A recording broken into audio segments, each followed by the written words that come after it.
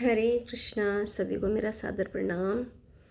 तो मैं आज फिर से श्रीमद् भागवतम का प्रथम स्कंद अध्याय 6 शुरू करने जा रही हूँ। तो उससे पहले करते हैं छोटा सा एक कीर्तन। तो करते हैं शुरू। हरि बोल। नमो विष्णुपादाय कृष्ण पृष्ठाय भूतले श्रीमते भक्ति वेदांत स्वामिनीति नामिने। नमस्ते सारस्वते देवे गौरवाणी प्रचारिणे निर्विशेष शून्यवादी पाश्चात्य देशतारिणे। जय श्री कृष्ण चैतन्य प्रभु नित्यानंद श्री अद्वैत गदाधर श्रीवासादि गौर भक्त वृंद। हे कृष्ण करुणा सिंधु दीनबंधु जगतपते गोपेश गोपिका कांत राधा कांत नमोस्तुते। तप्त कांचन गौरांगी राधे वृंदावनेश्वरी वृषभानुसुते देवी प्रणमामि हरिप्रिये। हरि हरि। वाञ्छाकल्पतरुभ्यश्च कृपा सिन्धुएव च पतितानां पावनेभ्यो वैष्णवेभ्यो नमो नमः। अनंत कोटि वैष्णव ठाकुर की जय। करते कीर्तन शुरू। जय राधा माधव कुंज विहारी। जय राधा माधव कुंज विहारी। जय गोपीजन वल्लभ गिरवरधारी। यशोदानंदन ब्रज जन रंजन। यशोदन ब्रज जन रंजन। यमुना तीर वनचारी। जय राधा माधव कुंज विहारी। जय गोपीजन वल्लभ गिरिवरधारी। यशोदानंदन ब्रज जन रंजन। यशोदानंदन ब्रज जन रंजन। यमुना तीर वनचारी। हरे कृष्ण कृष्ण कृष्ण हरे हरे हरे राम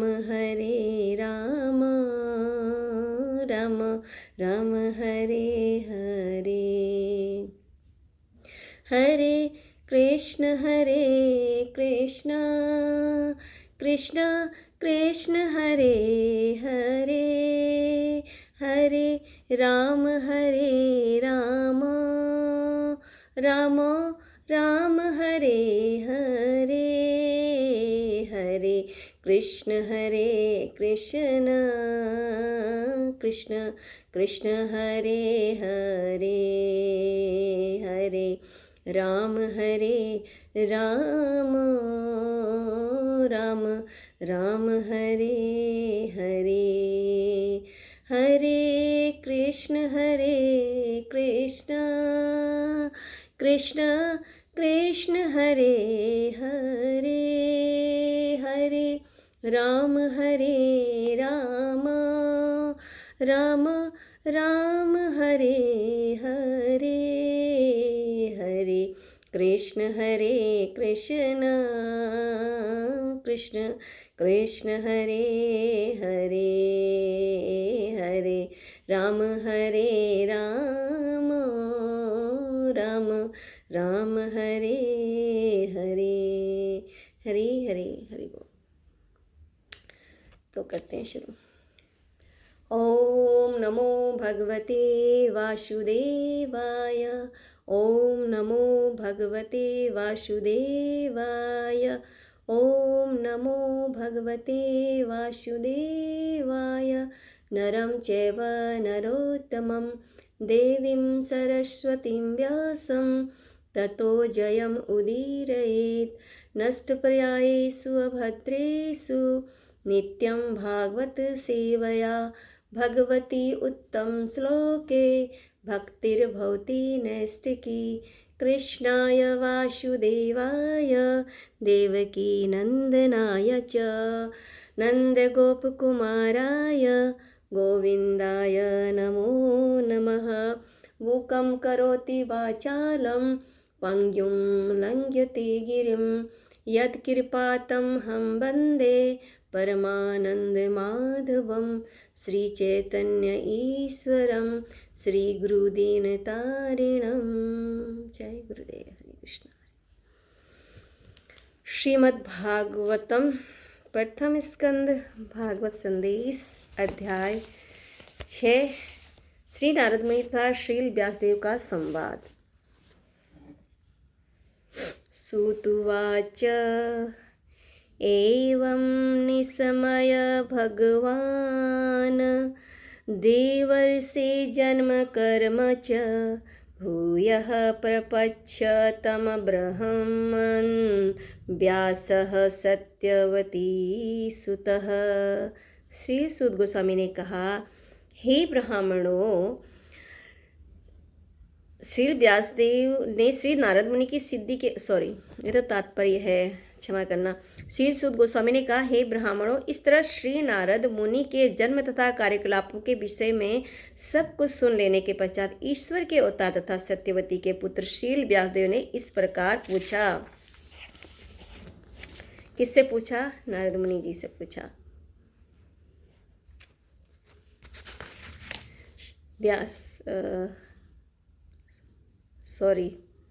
व्यासदेव जी से। सूत गोस्वामी जी ने मतलब नारद जी के जो जन्म के कार्यकलापों के विषय में किससे पूछा? उन्होंने पूछा कि व्यासदेव जी से। उसके बाद व्यास उवाच भीक्षुभिः विप्रविश्वसिते विज्ञान आदृष्टिभिः तव वर्तमानः व्यसि आगे ततः किम अकरोत भवान। श्री व्यासदेव ने श्री नारद मुनि से कहा, आपने उन महामुनियों के चले जाने पर क्या किया जिन्होंने आपके इस जन्म के प्रारंभ से ही पूर्व आपको दिव्य वैज्ञानिक ज्ञान प्रदान किया था। तीसरा श्लोक। स्वायंभुवकयावृत्या वर्तितं ते परं वयः कथं च इदम् उदस्राक्षिः काले प्राप्ते कलेवरम्। हे ब्रह्मा के पुत्र, आपने दीक्षा लेने के बाद किस प्रकार जीवन बिताया और यथासंभव अपने पुराने शरीर को त्याग कर आपने यह शरीर कैसे प्राप्त किया? चौथा श्लोक है। प्राककल्प विषयाम एताम स्मृतिं मुनि सप्तम नहि एषः व्यवधात कालः एषः सर्वनिराकृतिः। हे महामुनि, समय आने पर काल हर वस्तु का संहार कर देता है, अतः यह कैसे संभव हुआ कि यह विषय जो ब्रह्मा के इस दिन के पूर्व घटित हो चुका है अब भी आपकी स्मृति में काल द्वारा अप्रभावित जैसे का तैसा बना हुआ है? नारद उवाच न भीक्षुभिः विप्रवसिते विज्ञान आदेस्त्रिभिः मम वर्तमानः व्यसि आगे ततः एतः अकारसम। श्री नारद मुनि ने कहा, जिस महर्षियों ने मुझे अध्यात्म का वैज्ञानिक ज्ञान प्रदान किया था वे अन्य स्थानों को चले गए और मुझे इस प्रकार से अपना जीवन बिताना पड़ा। छठा श्लोक है। एक आत्मजा मे जननी योषितमूढ़ा च किंकरी मयि आत्मजे अनन्यगतो चक्रे स्नेह अनुबंधनम। मैं अपनी माता का इकलौता पुत्र था। वह न केवल भोली भाली स्त्री थी अपितु दासी भी थी। चूंकि मैं उसकी एकमात्र संतान था अतः उसकी रक्षा का कोई अन्य साधन न था, अतः उसने मुझे अपने स्नेह पास में बांध रखा था। कौन कह रहे हैं? ये कह रहे हैं नारद मुनि जी। सातवां श्लोक है। सा अस्वतंत्रा न कल्पा आसित योगक्षेमं मम इच्छति ईशस्य हि वसे लोकः योषा दारुमयी यथा। वह मेरा लालन पालन अच्छी प्रकार से करना चाहती थी, लेकिन पराश्रित होने के कारण वह मेरे लिए कुछ भी नहीं कर पाती थी। यह संसार परमेश्वर की पूर्ण नियंत्रण में है। परमेश्वर के पूर्ण नियंत्रण में है, अतः प्रत्येक व्यक्ति कठपुतली नचाने वाले के हाथ में किसी काष्ठ की गुड़िया के समान है। 8वां श्लोक है, अहं च तत ब्रह्मकुले उशिवान् तत उपेक्षया द्युकदेशकाल अव्युत्पन्नः बालकः पंचहायनः। जब मैं मात्र 5 वर्ष का बालक था तो एक ब्राह्मण की पाठशाला में रहता था। मैं अपनी माता के स्नेह पर आश्रित था और मुझे विभिन्न क्षेत्रों का कोई अनुभव न था। कह रहे हैं नारद मुनि जी, कह रहे हैं ये सब कुछ। हरि वो 9 श्लोक है, एकदा निर्गतां गेह दुहन्तीं निशिगाम पथि सर्पः अदशतपदा स्पृष्टः कृपणाम कालचोदितः। एक बार जब मेरी माँ बेचारी रात्रि के समय गाय दूहने जा रही थी तो परम काल से प्रेरित एक सर्प ने मेरी माता के पाँव में डस लिया। 10वां श्लोक है, तदा ततहम ईशस्य भक्तानां सम अभीप्सतः अनुग्रहं मन्यमानः प्रतिष्ठं दिशम उत्तराम। मैंने इसे श्री भगवान के विशेष कृपा माना क्योंकि वे अपने भक्तों का भला चाहने वाले हैं। इसमें नारद मुनि कह रहे हैं कि मैंने जो भी ये उनकी माता के पाँव में जो सर्प ने डस लिया था ना, तो उनका कहने का वो ये कह रहे कि मैंने इसे श्री भगवान के विशेष कृपा माना। इस चीज़ को मैंने विशेष कृपा माना क्योंकि वे अपने भक्तों का भला चाहने वाले हैं।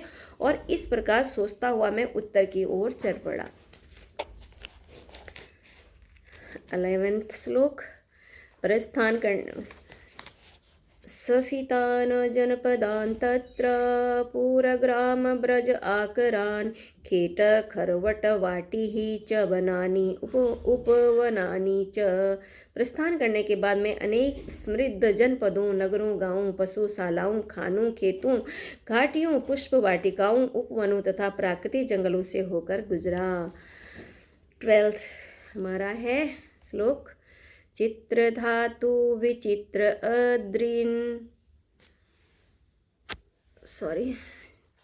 अद्रिन इभ भग्न भुज धूम्रान जलाशयान शिवजलान नलनी सुरसेविताः चित्रस्वनेह पथरथे बिभ्रमत भम्रश्रियः।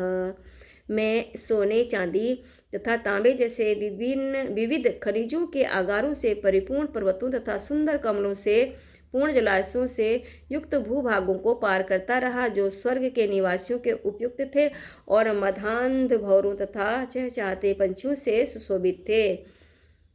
13 श्लोक, नलवेणु सरहतंब कुशः कीचक गहवरम एकः एव आतियातः अहम् अद्राक्षं विपिनं महत् घोरं प्रतिभय आकारं व्याल उलूक शिव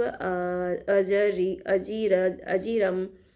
तब मैं अनेक जंगलों में से होकर अकेला गया जो नरकटों, बांसों, सरकंडों, कुशों, खरपतवारों तथा गुफाओं से परिपूर्ण थे और जिनसे अकेले निकल पाना कठिन था। मैंने अत्यंत सघन, अंधकारपूर्ण तथा अत्यधिक भयावने जंगल देखे जो सर्पों, उल्लू तथा शियारों की क्रीड़ास्थली बने हुए थे। 14 श्लोक है, परिश्रांत इंद्रिय आत्मा अहम त्रीट परितः बुभूषितः सनात्वा पित्वा हृदयेन धाः उपस्पृष्टः गतश्रमः।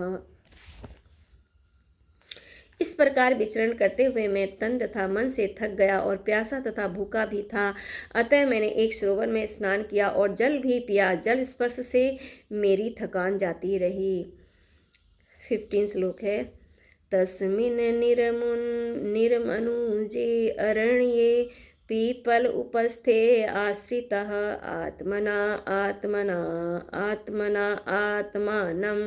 आत्मस्थं यथा श्रुतम् अचिन्तयम्। उसके बाद उस वीरान जंगल में एक पीपल वृक्ष की छाया में बैठकर मैं अपनी बुद्धि से अपने अंतकरण में स्थित परमात्मा का वैसा ही ध्यान करने लगा जिस प्रकार की मैंने मुक्त आत्माओं से सीखा था।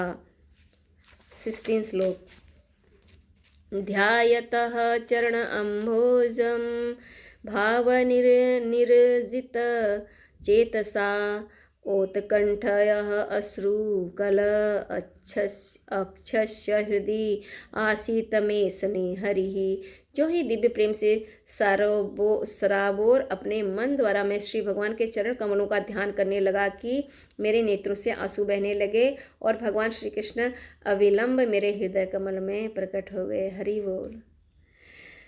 17 श्लोक है। प्रेम अतिभर निर्भन्न पुलकः अंग अति निर्वितः आनंद संपलवे लीनः न अपश्यम उभयम मुने।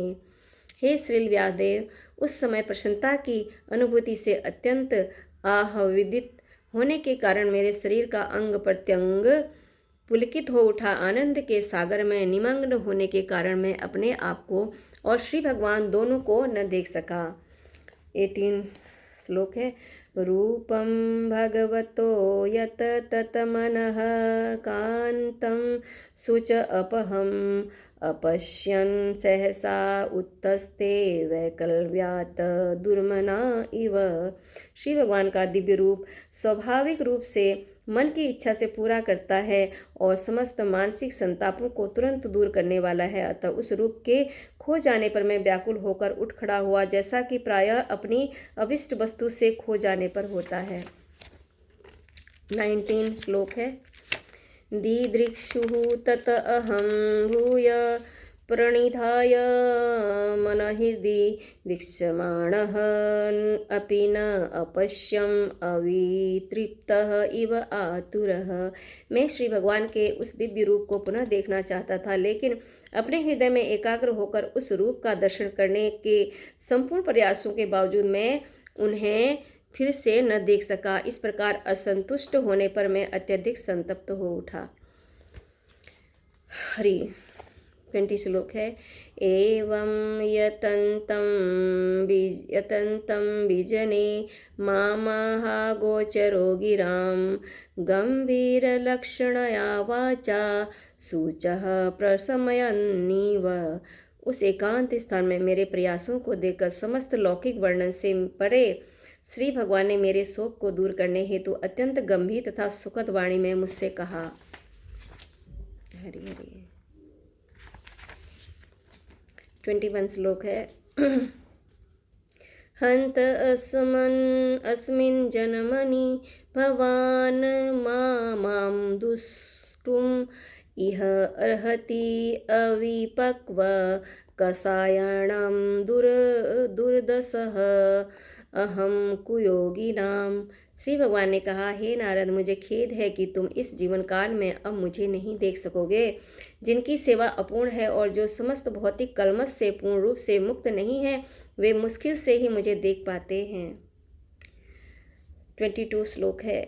सकृत यत दर्शितं रूपम एतत् कामयाते अनघ मत कामः सनकैः साधुः सर्वान् मुच्यति हृदि शयान्।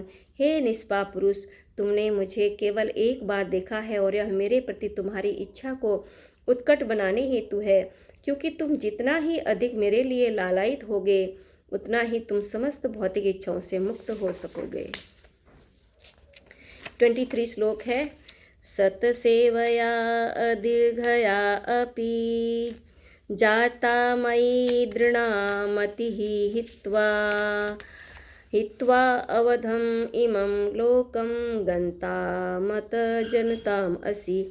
कुछ काल तक ही सही परम सत्य की सेवा करने से भक्त मुझ में दृढ़ एवं अटल बुद्धि प्राप्त करता है। फलस्वरूप वह वर्तमान शोचनीय भौतिक जगत को त्यागने के पश्चात दिव्य जगत में मेरा पार्षद बनता है।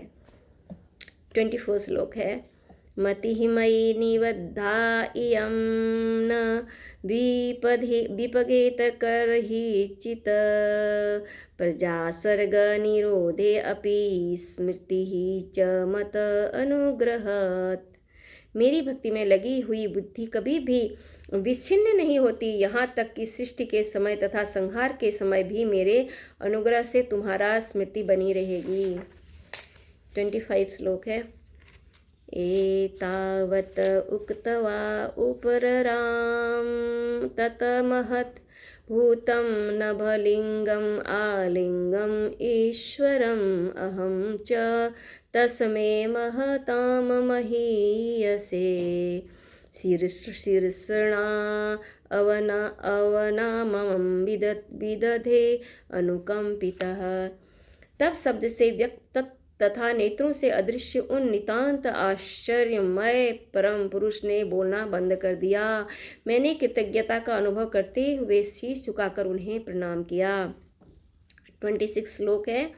नामानि अनन्तस्य हतत्रपः पठन् गुह्यानि भद्राणि कृतानि च स्मरणागामपर्यटनतुष्टमनागतस्पृशः कालं प्रतीक्षन् विमदः विमत्पसरः।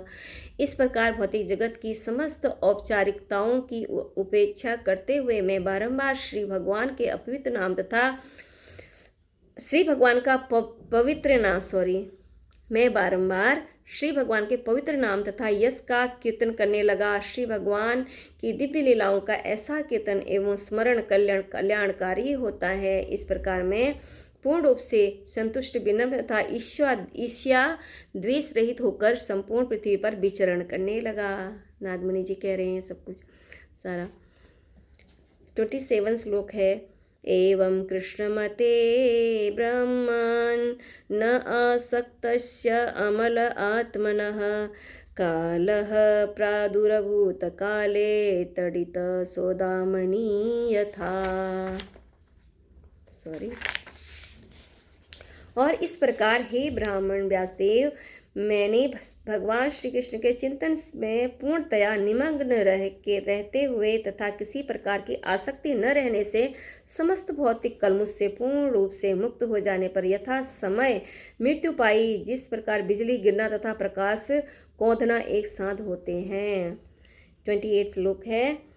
प्रयुज्यमाने मयि ताम शुद्धाम भागवतीं तनुम् आरब्ध कर्म निर्वाणः नयपतत पांच भौतिकः। श्री भगवान के पार्षद के लिए उपयुक्त दिव्य शरीर पाकर मैंने 5 भौतिक तत्वों से बने शरीर को त्याग दिया और इस प्रकार कर्म से सभी अर्जित सकाम फल समाप्त हो गए। 29 श्लोक है। कल्पान्त इदम् आदाय शयाने अभसि उदन्वतः शीशैषोः अनुप्राणं विविशे अन्तः अहं विभोः। कल्प के अंत में जब भगवान श्री नारायण प्रलय के जल में लेट गए तब ब्रह्मा समस्त सृष्टिकारी तत्वों सहित उनके अंदर प्रवेश करने लगे और उनके श्वास से मैं भी अंदर चला गया। हरि बोल। 30 नंबर का श्लोक है। सहस्रयुग, इसमें तो सहस्रयुग पर्यन्ते उत्थाय इदं शिशिथः मरीचि मिश्राः ऋष्यः प्राणेभ्यः अहं च जजीरे।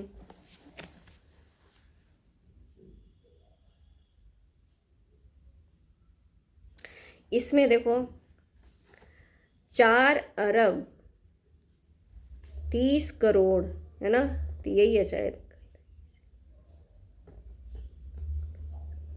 हाँ जी, 4 करोड़ 30 अरब सौर वर्षों के पश्चात जब श्री भगवान की इच्छा से ब्रह्मा पुनः सृष्टि करने हेतु जागे तब मरीचि, अंगिरा, अत्रि इत्यादि सभी ऋषि श्री भगवान के दिव्य शरीर से उत्पन्न हुए और उन्हीं के साथ साथ मैं भी प्रकट हुआ।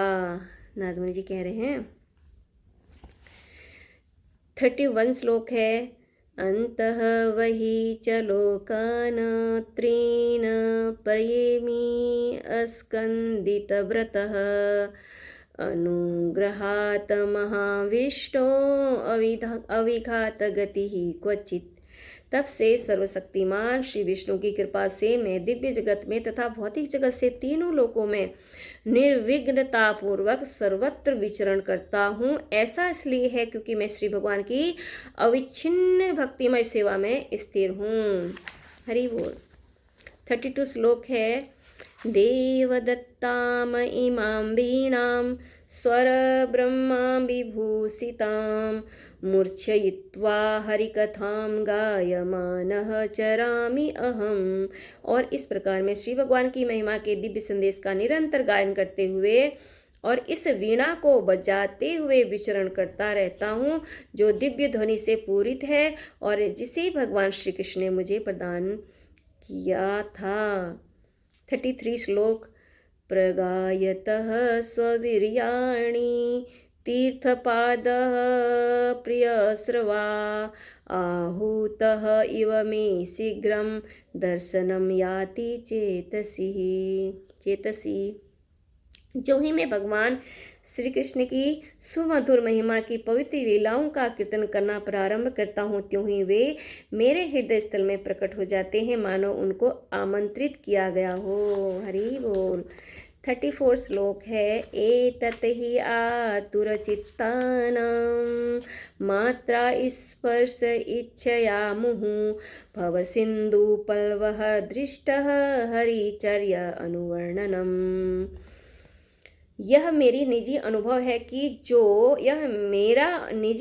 कि जो मनुष्य विषय वस्तुओं से संपर्क की इच्छा रखने के कारण सदैव चिंताग्रस्त रहते हैं, वे श्री भगवान की दिव्य लीलाओं के निरंतर कीर्तन रूपी सर्वाधिक उपयुक्त नौका पर चढ़कर अज्ञान रूपी सागर को पार कर सकते हैं।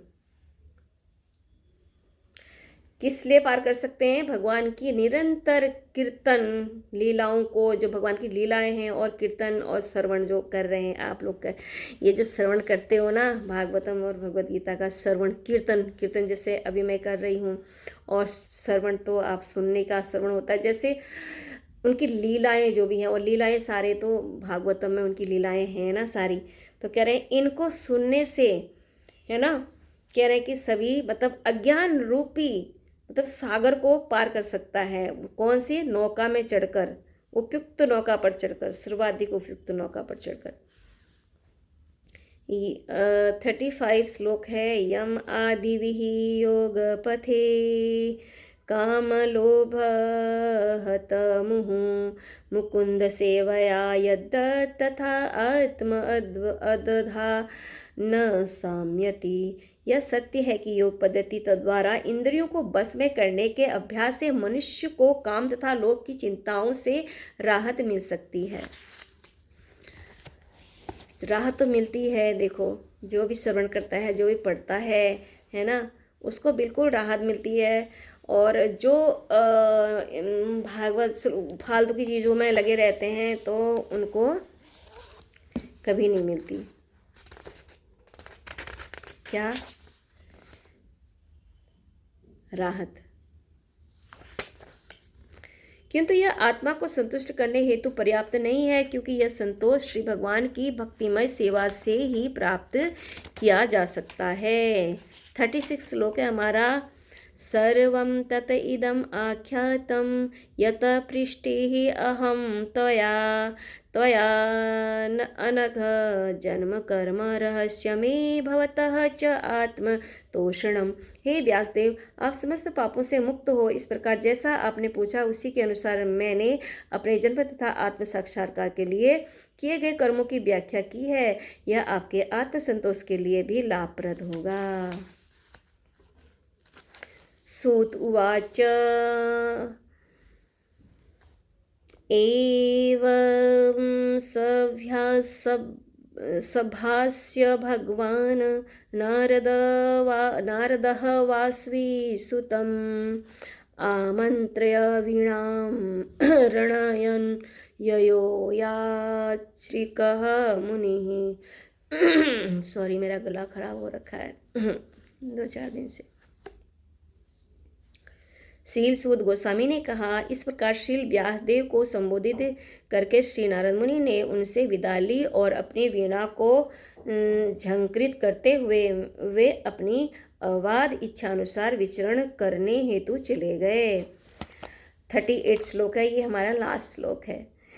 अहो देवर्षि धन्य अयत कृतिम सार्गधन्वनः गायनमाधन इदं तंत्रया रमयति आतुरम जगत। देवर्षि नारद धन्य हैं क्योंकि वे श्री भगवान की लीलाओं का यश गान करते हैं और ऐसा करके वे स्वयं तो आनंद लूटते ही हैं, ब्रह्मांड के समस्त संतप्त जीवों को भी अभिप्रेरणा प्रदान करते हैं। हरि हरि बोल, हरे कृष्णा।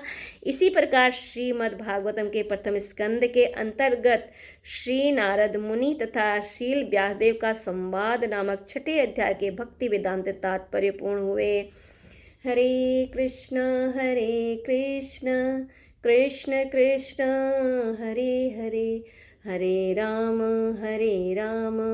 राम राम हरे हरे। हरि हरि बोल। श्रीमद् भागवतम की जय हो, गुरु और गौरांग की जय हो, सभी वैष्णव की जय हो। हरे कृष्णा। तो सभी भक्तों को मेरा सादर प्रणाम।